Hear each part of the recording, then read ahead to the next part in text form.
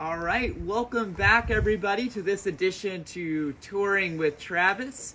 My name is Travis Gilbert. I'm the Educator and Collections Coordinator for the Old Baldy Foundation. And this week and last week, we've been bringing you these virtual experiences while we're all self-isolating to flatten this curve of coronavirus, doing what we can to get things back to normal. So this afternoon, we're bringing you part one of the Generator Society. And behind me here, we have what we know is the Blue Pearl today. But back in 1976, when that was constructed, it was known as the Sand Fiddler. And it is one of 17 original vacation homes built on Baldy Island in the 1970s, known collectively as the Generator Society.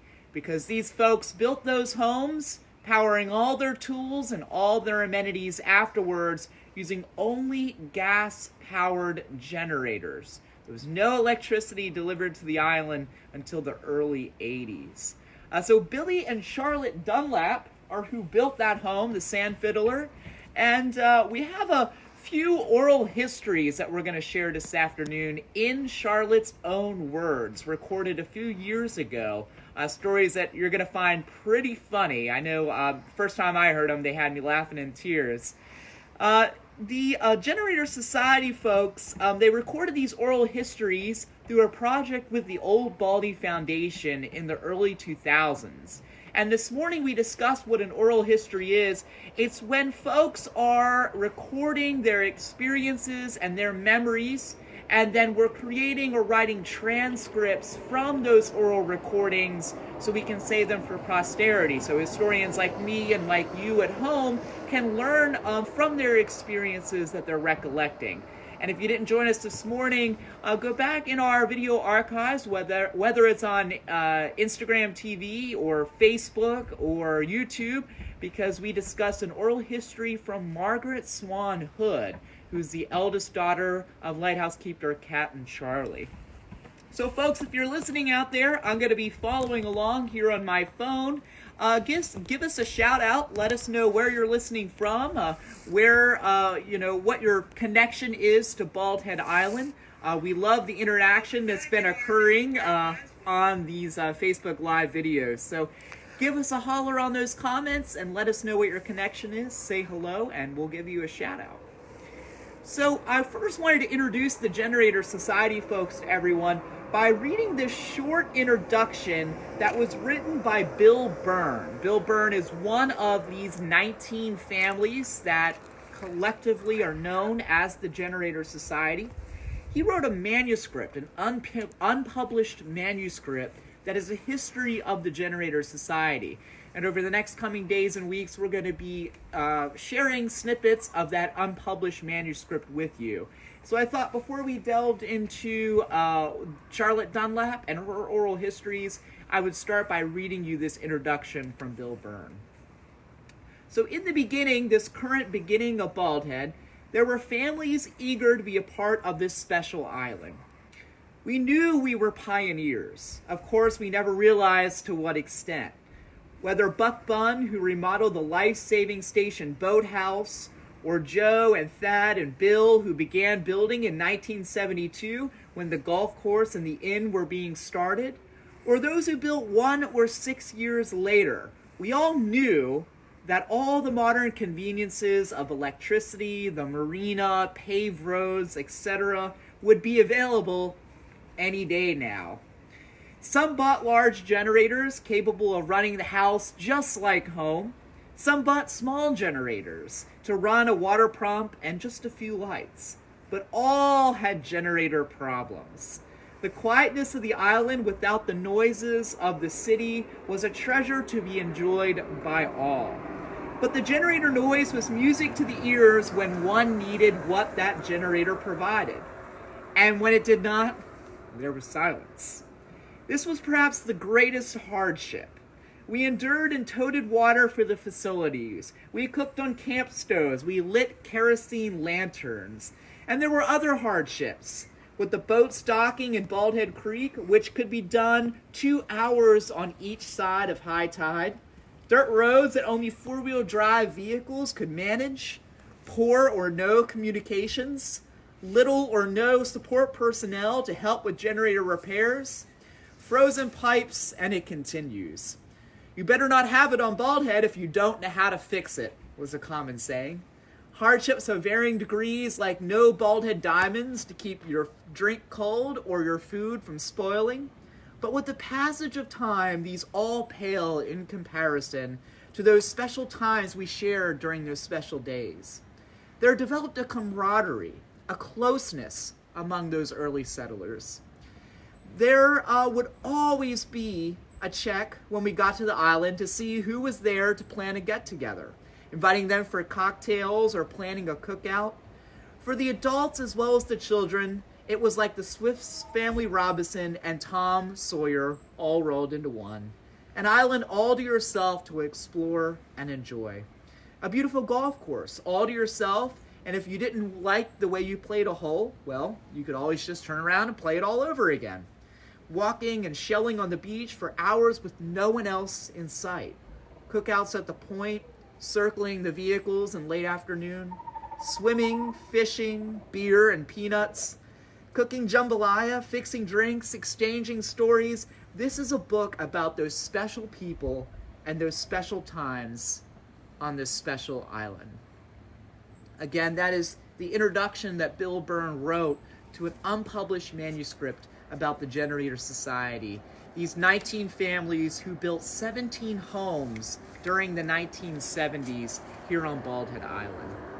So yeah, December of 1976, Billy and Charlotte Dunlap completed the Sand Fiddler, just located right here behind me along South Beach. Now, it has been moved a couple times throughout history, so that's not its original location. That's how much South Beach has really eroded and changed its shape and its form. The Dunlaps, they had a Stratton 3 kW gasoline generator, which Charlotte remembers as feeling of accomplishment whenever she defeated both the elements and the machines, because it never quite worked over there. Now, with Charlotte, and let me check in and see if anybody's commenting. Hey folks, you're a little quiet out there. Give us a shout out, give us a holler. Let us know where you're listening from, what your connection is. So like I said, Charlotte has plenty of stories here, but I'm going to let you introduce yourself to her voice. Charlotte Dunlap is going to introduce herself here in her own voice.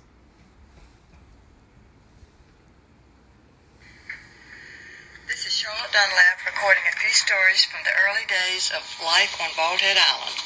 Our house was built in 1976, and these episodes took place when there were very few amenities on the island, including no electricity.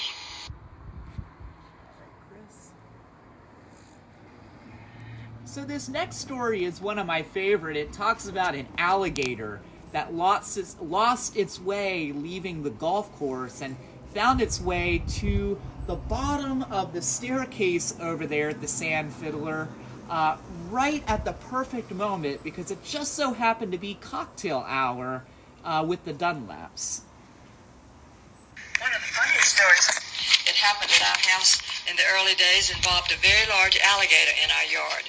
I had several older ladies down visiting me in the spring, including Billy's mother, 3 of my aunts, plus my cousin, who was several years younger than me.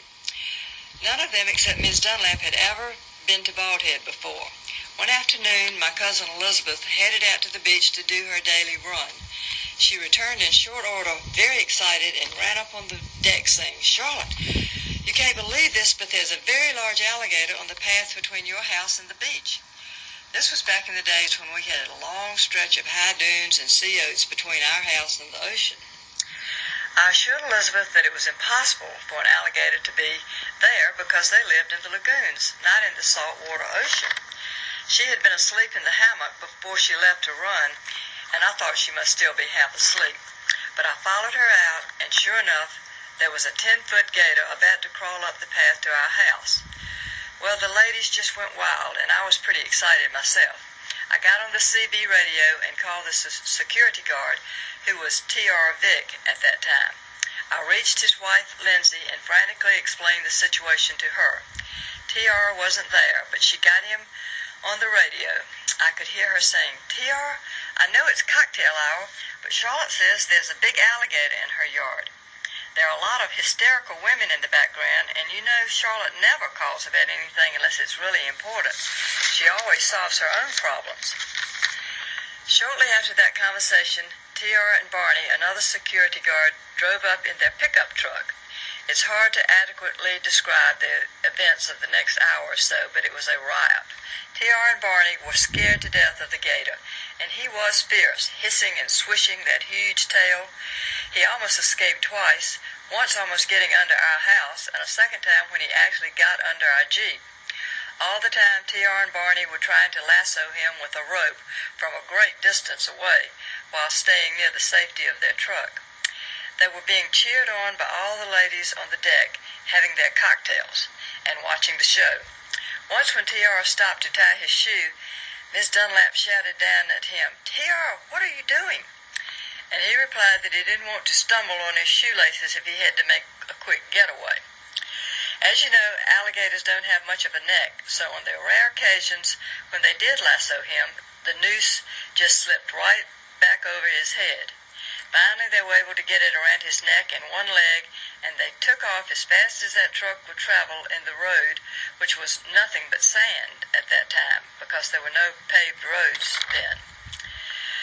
They dragged him eating sand all the way to the lagoon on number 16. What had happened was that he had come out of a lagoon somewhere near the old inn and was disoriented and had headed to the beach instead of towards the lagoons on the golf course. Once he got down on the beach, he kept trying to get over the big dunes, and the path to our house was the first place he could cross over, so he just slithered up to the bottom of our steps where he had encountered Elizabeth. But he certainly provided entertainment for our cocktail hour that night, to say the least. Incidentally, he was one happy gator to return to the lagoon, and he swam merrily away when... So that's a great story again, recorded by Charlotte Dunlap.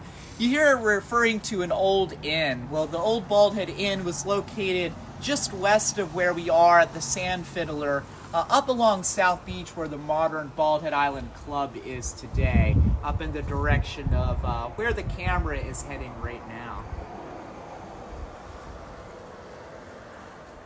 Now, Bill Byrne was talking earlier about how folks had to use their own personal boats. There was no ferry service, there was no marina at this time, and they're floating or docking their boats along the Bald Head Island Creek. And if you were listening earlier this morning, that's also how Margaret Swan Hood and all of Captain Charlie's children came back and forth between Southport and Bald Head Island. Well, just as the Swan children, the Generator Society folks, could only get in and out of that creek system about 2 hours on each side of high tide.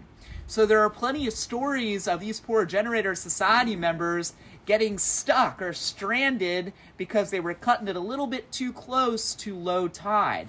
And just like if you're familiar with the Battle of the Sandbars, our pirate story on Bald Head Island, they got marooned or stranded out in the middle of the Cape Fear River aboard a sandbar until high tide could come and rescue them. So this next story we're going to share with you, Charlotte Dunlap, is talking about how a few folks on the way to Bald Head get stuck on one of those sandbars and how they pass the time waiting for that high tide to come rolling in.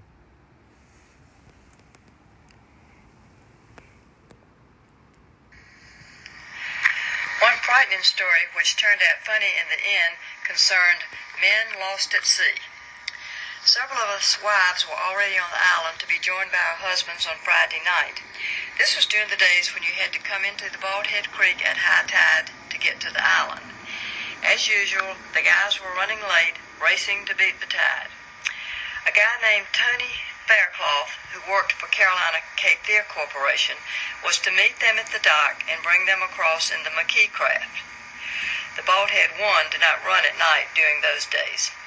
When Tony wasn't at the dock, the boys knew that in order to beat the tide, they would have to leave immediately. So they took the boat and headed across. We became very concerned when they were more than an hour late. So we got on the CB radio and finally contacted Tony, who said that the boat was missing, but he hadn't seen the husbands. So he and another guy came across in another boat looking for them. When they got to the Bald Head side with no sign of them, we were in a panic. After much radio contact with other boats and the Coast Guard, and another trip across which turned up no lost men, we were convinced that they were lost in the channel in the main pathway of large seagoing tankers and freighters that continually crossed that route, and they had no lights or compass on their boat. After several hours of great concern and worry on our part, the boys finally made their way into the creek, laughing and having a ball. While we thought that they were in the middle of the ocean channel, they were in fact stranded on a sandbar in ankle-deep water right off Battery Island, trying to get into the Bald Head Creek. Fortunately, they had a supply of beer aboard and were able to wait for the high tide and high spirits. This gives new meaning to the expression, waiting for the tide to rise. I guess all's well that ends well. That's, I think, my favorite. I enjoy that one even more than the alligators. You imagine there's not much else to do when you're stranded on a sandbar like that. So clearly these Generator Society folks, they made the best of what life handed to them, and there wasn't much complaining when you think that they had this beautiful island all to themselves. So I see Mackie is listening. Hey Mackie, it's good to see you again. I hope all is well up the peninsula there. And Katie is listening from Buffalo, New York. Thanks, Katie. Thanks for listening. Let us know what's your connection to Bald Head Island, Katie. We'd love to know. And if you heard, we had somebody driving by who was a fan of our videos as well. That was Karen Mortimer. Karen Mortimer. Oh, I know Karen. I couldn't tell who it was down there. So Karen didn't realize that we were recording it currently. So she was just expressing how much she was enjoying these videos. So you folks listening out there, let us know what's your connection to Bald Head Island. So I have one more story here that talks about the first operation here on Bald Head Island. It'll be our last story we share with you today. Another story involved a medical situation, probably the first and only, quote, operation on Bald Head. One day, while hanging out clothes under my house, at that time we didn't have any electricity then unless we turned on the generator, which we didn't run all the time, so we usually hung clothes out on a line instead of using the dryer. Anyway, while doing this chore, I stepped on a taut fishing line concealed in the sand. The hook, which was very large and very rusty, popped into the calf of my right leg. I limped down to the beach where everybody was hanging out in order to get some help. We then got on the CB radio to try to find out if there was a doctor on the island. It was the middle of the week, and most of the husbands were back home at work. We got Lee Wester, who told us that fortunately Thad was still on the island, although he was down working on the airstrip, which is now what Phase 2 is. There were no houses there then. We climbed in our Jeep and found Thad and Pat Thomas way down in a hole digging and covered with mud. They climbed out, and we all headed to Pat's house, which was the old boathouse, and was close by.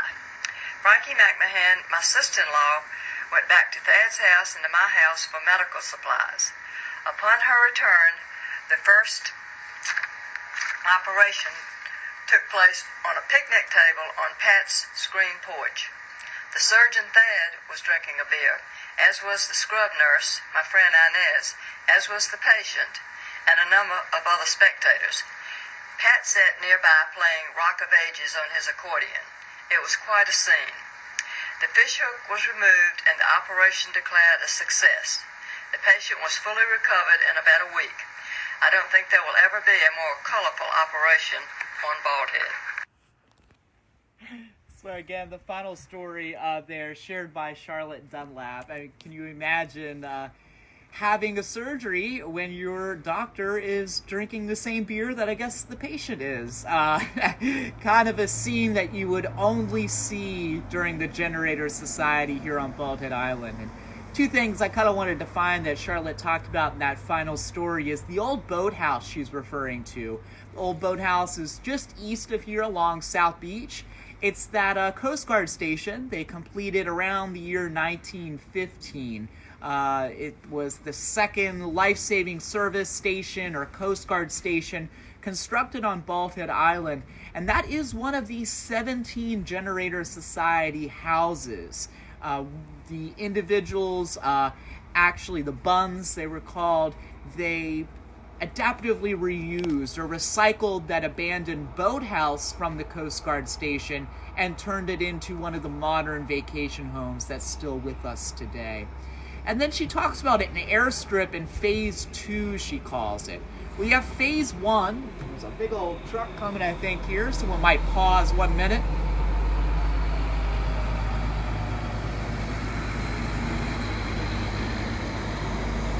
See, the contractors are still working on the island, so it's very, very quiet here, but there still is some industry and some work going on, so we're happy that those folks are able to get on the job and continue to work.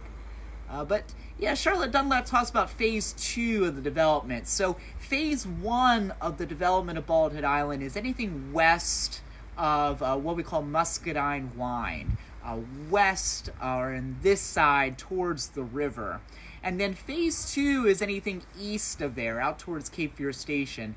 And for a time during the Generator Society era, there was an airstrip located along South Beach out there in what phase 2 is called. And that's what Charlotte Dunlap was discussing. So we have Helen Berry. Love these stories. Thank you so much. Please keep them coming. Helen and Charlotte again. Bald Head, our favorite beach spot for 20 years. Helen, I couldn't agree more. It's my favorite beach spot. And we're hoping that you'll be able to get back here to Bald Head Island real soon. So folks, we're going to be sharing more of these oral histories and bringing you more Generator Society homes in the coming days and in the coming weeks. This is just part 1 of many parts that is going to encompass the story of the Generator Society. Now, Charlotte Dunlap is still around. She actually was on the island this summer for a dedication over at the marina. And although it's not called the Sand Fiddler, it's called the Blue Pearl today. You can rent the Blue Pearl over there. It is a vacation rental still available here on the island when things get back to normal. Again, I believe it's in its 3rd location. It's been moved quite a few times because South Beach keeps eroding and keeps changing its course. So if there aren't any more comments, folks, if you're listening into the future, ring us a bell on those comments. If you have any questions, leave them in those comments. We'll be looking back through these comments and answering to the best of our ability your questions. Tomorrow we're going to have a 10 a.m. Quarantine Collections. We're going to be bringing out a piece of the Cape Fear Light Station's first order Fresnel lens and telling the remarkable story of that lens and how the Old Baldy Foundation came to acquire that lens in around 2009 and 2010. And then in the afternoon, we're going to be bringing you to the Bald Head Island Marina, and we're going to be telling you the controversial and fascinating story of how that marina was constructed. It took way longer than anyone realized or could imagine when they started construction of the marina. And Heidi, we have one more comment. We stayed on BHI several years ago and loved it. Thank you for sharing. Well, hey, thank you for reaching out, Heidi. We appreciate your support. We hope you tune in to a future episode. So again, my name is Travis. We have Chris Webb, our executive director of the Old Baldy Foundation, behind the camera there. Wash your hands, self-isolate, stay sane, try to make the best out of this unnormal situation, and we'll see you tomorrow for a future episode of our virtual experiences here. You take care, everyone. Thanks for joining in.